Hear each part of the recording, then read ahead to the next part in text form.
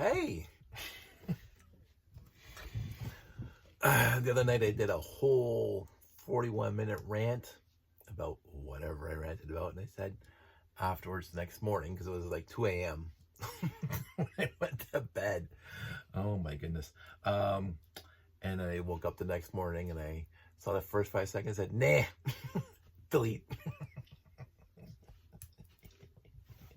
Yeah, sorry. Maybe as other people do on these things, they'll get a Patreon and I will have exclusive content. I'm not, again, I do not fault, and I'm very happy that other people do this kind of stuff and they make a living at it. I do not, nor would I want to. So I love my I love the people I follow on the YouTubes and a little bit on the TikTok, but mostly the YouTubes. And they have exclusive Patreon stuff. Perfect for you. I can't be bothered. I don't think I have enough that would even warrant something like that. But anyway, let's push this in this scene. What I found very, very interesting is that a whole bunch of influencers, speaking of influencers, Lego influencers, got the DeLorean, the new version, not the smaller version, that I think is going to be released January 1st. Again, I could be wrong. I don't pay attention too much, but they got the racers scale. I don't think it's racers, speed champions, whatever scale version of the DeLorean. So again, I don't pay attention, but I think there's at least 4 separate versions of the DeLorean now that Lego's released. And they had the really big one, like not CMF. Oh my goodness, they it just poofed out of my head. Like the 101030, like under my desk, the big sets. Anyway, they had a big DeLorean that I never bought because I love. Don't get me wrong. Back to the Future is literally one of my favorite movies of all time. The first one, I mentioned that numerous times here. That it's just, if I, as a man, were to pick a perfectly made movie that has no flaws, Shawshank. It has very, very little flaw. As the first Back to the Future. It's coherent, it's cohesive, it's together. It's literally a fantastically wonderful movie. It's fun. There's a little bit of non-consensual things in there, but that's part of the movie. That makes the heroes stand up. Marty's dad. But Back to the Future, and I remember seeing it in the theater the first time, and from beginning to end, you're just enthralled from the opening scene to the closing scene. It's just, there's not a stop, there's not a pause, there's not a I'm taken out of the movie at any point. It's just fun. And you can't say that about a lot of movies, that from beginning to end you just feel entertained. And I mentioned that before. I don't know if it's from the movie Deleted or the but oh yeah, I talked about Tron Ares. I was entertained. Was Tron Ares exceptional? I wouldn't think so. Back to the Future is exceptional. But I was definitely entertained for the 2 hours that I watched it. Back to the Future has always been entertaining. So I mentioned before that the first one was spectacular, knocked it out of the park, with the whole cohesiveness and the Easter eggs from beginning to end, the Twin Pines Mall to the Lone Pines Mall, and all the other stuff, Eastwood Trail, and well, that's from the third one, but all that stuff. And I can't think of anything I would change in that movie. There's like literally no scene, no cut I would make to make that movie better. The second one I found just mean. I mean, there are some cute parts, some nice fun parts, some laughable parts, but overall I found the tone of the second movie to be just mean. Biff was a jackass in the first movie, but he was downright maliciously malicious, like over the top malicious, a caricature of the first movie. Um, and I just found it to be a mean movie. I enjoyed it. I'll say that the future thing and the 1955 thing. Go back, I can't remember now. I have to watch them again. I just found it mean. Um, yeah, Joel Flaherty, which was great seeing Joel Flaherty there. And going going to the exact same scene that they had in the first movie back in the school, the dance. That there were some exceptional neat things in there, or they're trying to where future Marty got back to the past to run into himself back in the past. There was some fun there. I will say that, but even that, some of those scenes were just mean spirited. That's what I got out of it. A lot more than the first one, even though Biff Tannen was still mean and whatever and bully in the first movie. He was a comedic mean and bully, not dripping malice bully. And the third one was fun again. The third one was just fun from beginning to end again. I really enjoyed it. And it was fun again. Biff's painting the caricature of himself and just stupid, mean and whatever. There was some scenes that whatever, but overall, I thought it was a wonderful movie, and it did change a little bit because Mary Steenburgen, the girlfriend for Doc, I think that's her last name in real life, brought some a different tone to the movie, which I really liked, and Christopher Lloyd got to be, instead of Doc Brown to us and to Marty, he got to be a boyfriend and a love interest, and I thought that was exceptionally well done, in my opinion. How wonderful that was to see that, because usually in all those, again, I mean, the first Back to the Future came out in the 80s. We used to call them mindless teenage sex comedies, Porky's and all those other ones. The Revenge of the Nerds, the first one. Just throw things against the wall, and if there's any frontal nudity in it, you're going to get people buying tickets. Whereas Back to the Future in 1985-ish broke that rule. And just like John Hughes did too, by the way, which is why I really respected John Hughes, because there are so many movies, and I watched them all. So I'm not saying I'm a prude or anything, but I watched all of them. Summer School, or not Summer School, Ski School. Summer School is good. Ski School and not even Fast Times. Although Fast Times did have some nudity in it, but it was different than the other movies out there. But I just found, I didn't mind as a teenager that they're making mindless teenage sex comedies I can go watch in the theater. Trust me, I didn't mind at all. But I look back at it now and going, there was no substance to these movies at all. Girls were the conquest, straight up, every way. In Revenge of the Nerds, that was the entire. That's my pie, Just that's the girls were an achievement, like a video game. How to get the girl, the end quest kind of thing. And if there was nudity, so much the better. And when I look back at that now, as a teenager, I really didn't understand. But now I look back at that and I'm going, I would not want to have a daughter in that situation. I wouldn't want the daughter just to be a character that the boys strive to get to bed, to whatever. I wouldn't want that for my sister or anybody. Back to the Future was different than those other movies. There was other exceptional movies in the 80s, but I can't remember any off the top of my head that didn't treat the characters like a quest to get, naked. But overall, that was the 80s. And so that Back to the Future stood apart from that. It was fun, joyously fun, exciting, fantastic music.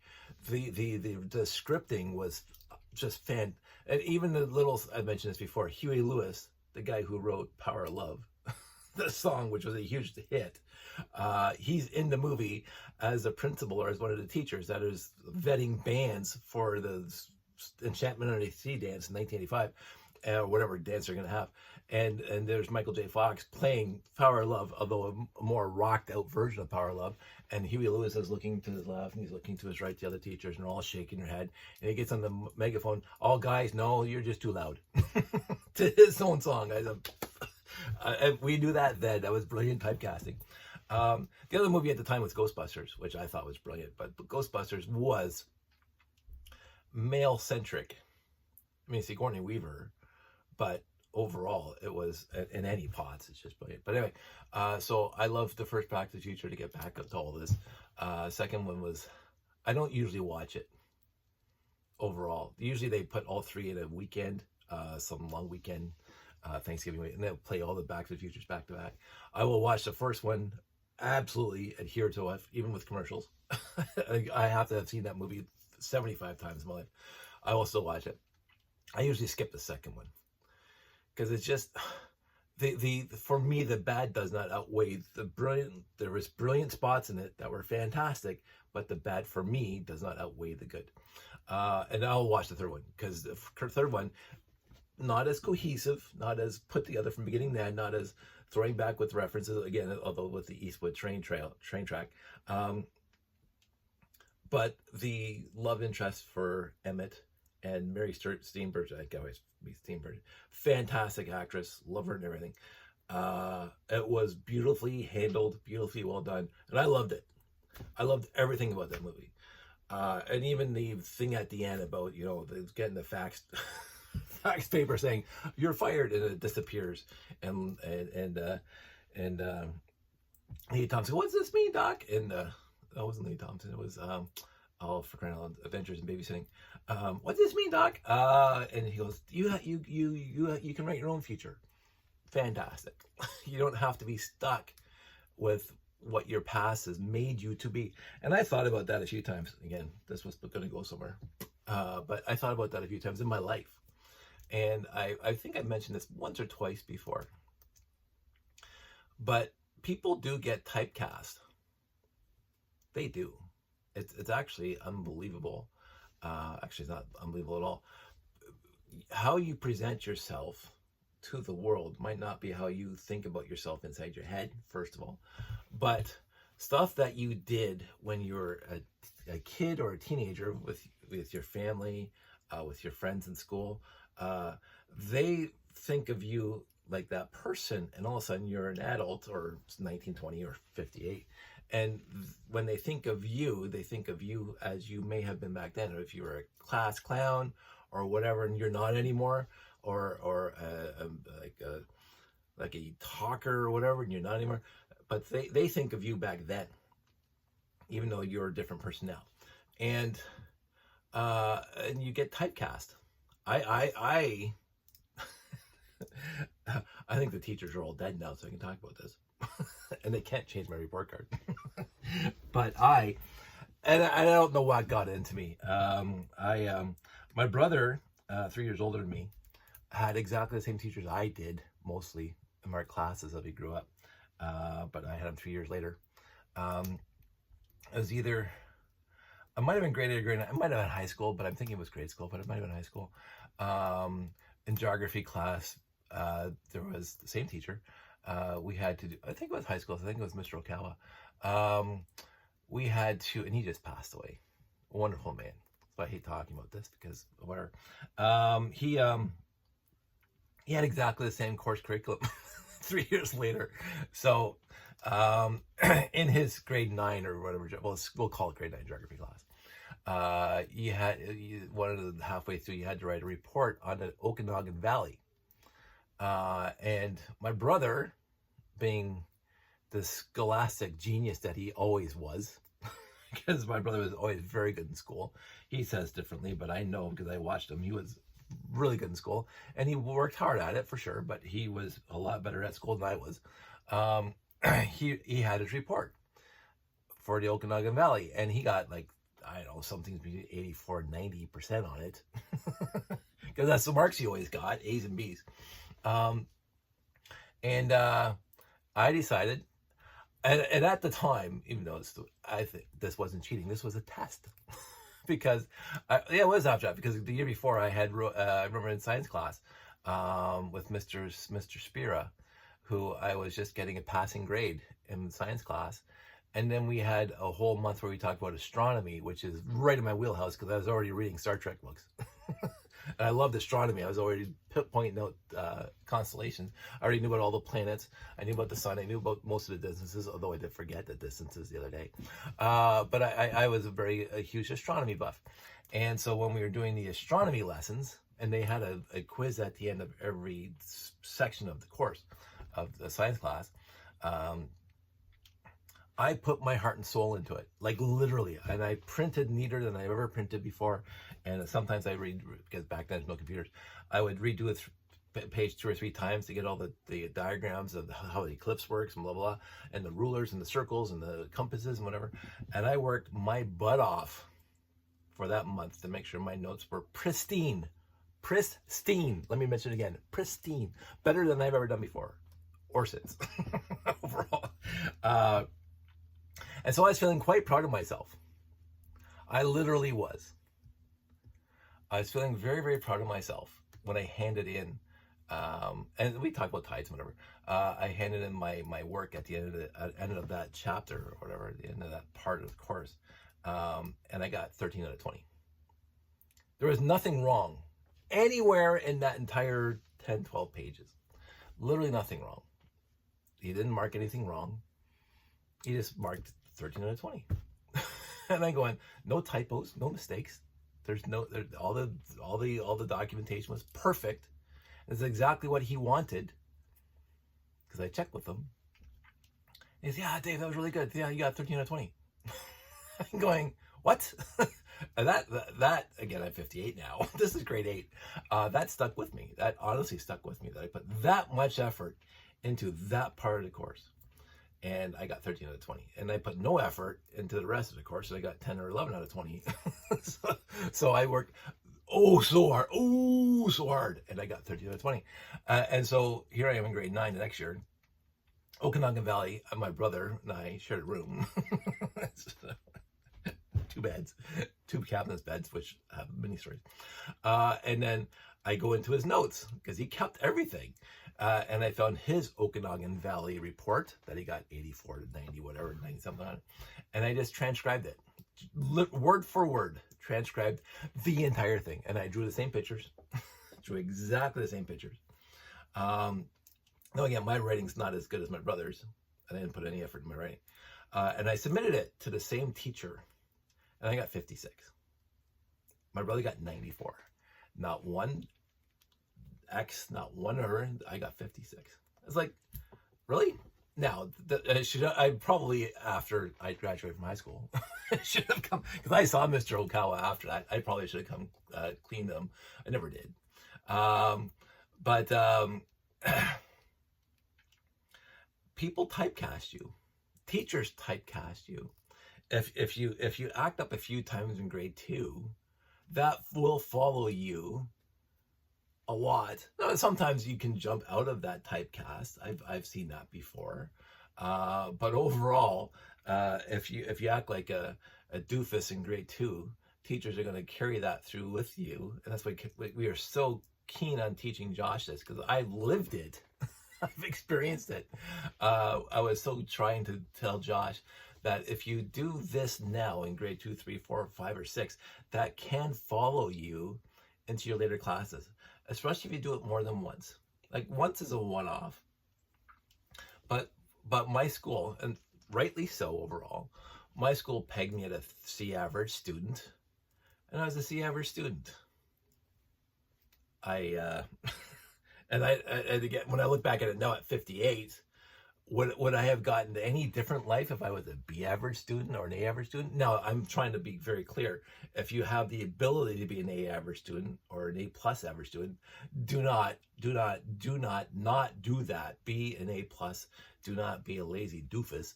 Do not shirk your responsibility to your own intellect. But I was a C average student. Computer science was the exception. Computer science, I taught the course. The teacher was the biology teacher overall, and he would get the notes. He was really good. One of my favorite guys, and he let me do a lot in the computer lab after hours. It was great, but he was not taught computers. He was a smart guy, and he got all the course notes and the Commodore PETs. Like, I don't know what you have to know about that. And he picked up on, that's probably why he did it. He picked up on the concepts of how computers work, and he taught us bits and bytes and adding and subtracting binary and blah blah blah, which we did back then in the 80s, to understand how computers work. I don't think anybody learns that now. I don't think binary is something that is a huge course in computer science anymore. But I was in the computer lab every night after school in grade 10 before I took the grade 11 course. And so I knew everything there was to know about the grade 11 course. So I basically taught it. I helped all my friends understand how to use a computer, and was always very, very helpful. I really like that. And so I got like 94, 96 in my first year in computers. No, I got like 98, because 94 is my grade 12 computer class. So that's the only thing I excelled at. And one, again, not to be typecast, but I was a computer nerd hanging out in the computer lab, 10 Commodore PETs, every day after school. So I was known, and there was a few of us, I was known to be the computer geek in the school. That wasn't a secret. So I didn't mind that typecasting at all. So, because I've been doing it for a living for the last 35, 36 years. So I this was a huge tangent on Back to the Future. But I do realize that people perceive you differently than you perceive yourself a lot. And it would take a lot to change people's perception of you, especially if you want them to think of you differently, or if they're thinking of you over here in a slightly negative way, like you're a class clown, or a bit of a doofus, or a bit of a, I'll use my famous words, malcontent and ne'er-do-well, and then you try to change yourself. Again, a lot of 80s movies were like that, where the kid is not the best reputable person in the world, and he tries to be better for a girl or whatever, and it has a long road. And again, if you look at the Breakfast Club, that's exactly what it was. Every one of those kids in the Breakfast Clubs is pegged as what the society / school thought them as. And this is John Hughes' brilliance. He was showing you that's not who they were, which I thought was awesome. And that little speech at the end that they wrote, just beautiful. And it encapsulates my whole thoughts about all of that. But you can't change how society looks at you easily or thinks of you easily. So with a grain of salt, or I can maybe that's not the right term, it took a long time, but I became very, very comfortable with, my whole life I've been comfortable with who I am. At some point, I'm not comfortable how other people perceived me, but now it doesn't matter to me. It just doesn't. I've always loved me. I've always appreciated who I am with this stuff and with friends. I've made mistakes, to be said, huge mistakes sometimes, to be said. To be clear, I've made some whoppers of mistakes and hurt people's feelings, which still sits with me to this day. I've let myself off the carpet, but again, I try to be cognizant of that and not do it again. But overall, I like me. Not to quote a John Candy movie that I haven't seen yet. I really like me, and with my faults. The faults are also what makes me me, which again, that is what it is. But I think in order for you to want to fix yourself, if you have instrument or flaws that you think need fixing, let's say it that way. Everybody has flaws. I'm a huge textbook case of that. Everybody has flaws. But if those flaws are causing you consternation or problems, that you can't keep a job, you can't keep a relationship, you can't keep a whatever's, your bank account's always low, whatever it is. And I've been there on all three of those job, women, and money. Ask any one of my friends. I've been there for all three of those issues. You can't fix something. You can't fix anything unless you want, there's enough love in that thing to fix. If you don't love it, it ends up in the trash can. So many times in recent history, we've come across something that I could fix that. I could honestly fix that instead of throwing it out. Do I want to? Do I love it? No. So that's in the trash can. Whereas there's other things that were less broken or less broken, or so way more broken than what I just threw out, or way more intensive to get working again, that I want to put the effort into because I love it. My mom's sewing machine. Like, the thing's older than me, and yet I keep it running and I get to use it. And it's because my mom. I could go over to the store right now and buy a far superior sewing machine, one that's far easier to use, far easier to thread, far easier to not jam up, far easier to do anything. I could go over to Walmart right now and get a better sewing machine today without any issue whatsoever. Am I going to? No.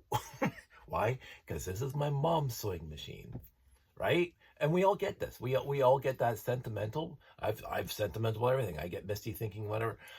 We all have that sentimental thing about ourselves and our lives. Not to bring up Citizen Kane, because it is the worst movie ever. But the entire, the one, it's not even redeeming, but the one point of that entire movie is Rosebud. His sleigh from when he was 5 years old. That was the entire idea of the movie. Seeing this guy who had all the money and all the power and all the prestige and all the cars and all the property and all the trips and all the, if you watch Citizen Kane, it is just a movie about massively huge excess of wealth and power and influence, and it's just utter dreck. But the entire movie gets to the point right at the end, the big reveal. Rosebud is a snow sleigh that he had when he was just a little kid and he was playing in the snow. That stayed with the character. And again, it's a character, but it's based on people. I remember Okanagan Valley to this day. It was a stupid, I can't remember, and the astronomy, I cannot, you could hold $1 million to my face right now and say, Dave, talk about another report you did in grade school. I won't remember. I don't remember any of them. I couldn't care. They had nothing to do with anything, just to get the mark and move on. That's how I treated school. But the astronomy part, we bring this in because I already talked about it a little bit. Our friends invited us to trivia night in Dundas the other day. They have 3 sections of this trivia night that happens once a month or whatever. Beautiful little pub in Dundas. It's a microbrewery because, you know, me and beer. So we were there, and the first was general knowledge about whatever. And the second was, I think it was like media and or movies and or whatever, actors. And the third one was space. And my friends look at me, woohoo, we brought Dave at the right time, because they changed the third one up all the time. And the third one was space, which was awesome, because one of the movies answered was Arthur C. Clarke. And I'm eating this up. I am just eating this up. And it was just great. And it was, what's the second largest planet in the solar system? Really? You're the second largest? It's like, you don't need me for that. There was a few other ones.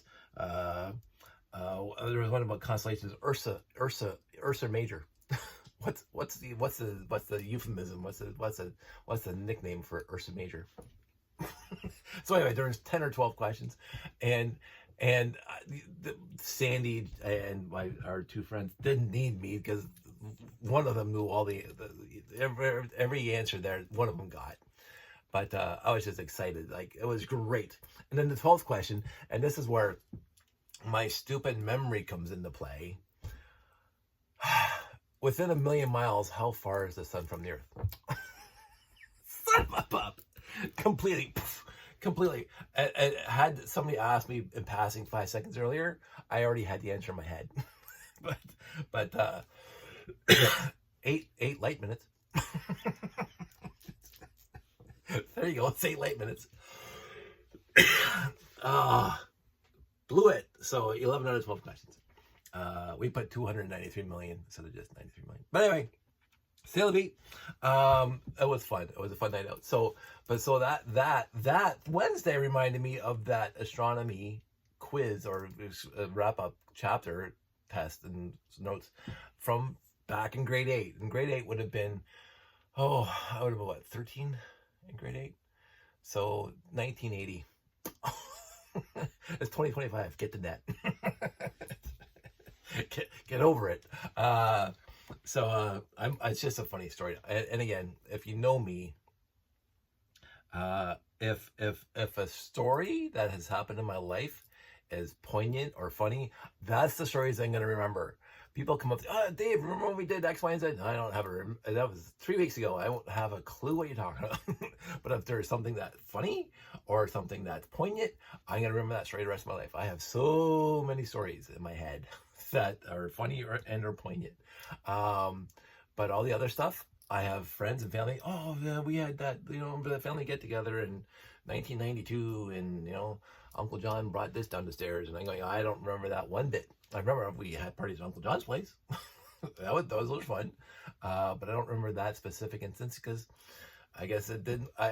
There was no, and I want to say this to sound maliciously, there was no meaning to me for that event. What I do remember, and I mentioned when Uncle John passed away, I have so many stories with Uncle John that were poignant and powerful to me because Uncle John, as with most of my relatives now, were very important in my life growing up. And so I have memories of all of them. But I don't want to be selfish, but those are all the memories that I have when they interacted with me and we did something utterly fantastically awesome. Or even if it was mundane, my Uncle John finding my kite. I was 5. That's 1972. I remember that. I remember it to this day. Uncle John finding that kite for me. I talked about it before. If you can't remember, I don't know which video I talked about. But all the other stuff. I remember when Uncle John used to golf in our backyard. I vaguely recollect that. The only reason why I remember that is because I had my little Kodak. This is a memory about me. I had my Kodak X15F, which was different than the X15, and the X15 had the blue stripe across the top above the lens that said Kodak X15. My X15F had the red stripe across it that said X15F, and my camera had the 8 stack of flash bulb, where my brothers, who only had the X15 sucker, had the 4 carousel flash bulb. Mine was better. I remember that, but I had that camera out, whatever, 6, 7, 8, and Uncle John was in the backyard, and he was knocking golf balls into that field, and he told me, Dave, I'll tell you when to take the picture. So I had the camera ready. He said, now, click, and then we got it developed 5 months later, or whatever, a couple months later, and there's Uncle John right at the swing, right when he's hitting the golf ball. Now, again, the X15F took that cartridge film. Wasn't great for high speed. So there's a blur of the golf club going down. It wasn't a high speed film camera. But I remember that.